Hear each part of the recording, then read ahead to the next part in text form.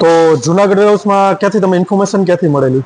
જુનાગઢ વેરહાઉસમાં અમે first time આવ્યા હતા ને ત્યારે મને નાનો પોર્શન હતો ત્યાં, અને ત્યાં બહુ ઓછી જૂજ વસ્તુથી સ્ટાર્ટઅપ કર્યું હતું. આજે અમે બહુ લાંબા ટાઈમ પછી આવ્યા છે, અને આજ અમે જોયું કે અહીંયા નાનામાં નાની વસ્તુથી લઈ આપણી જે નાની નાની જરૂરિયાત પ્રમાણે ટોટલ વસ્તુ અહીંયા લોકોએ વિકસાવેલી છે. બહુ સરસ અનુભવ. તમે કઈ કઈ વસ્તુ લીધેલી છે?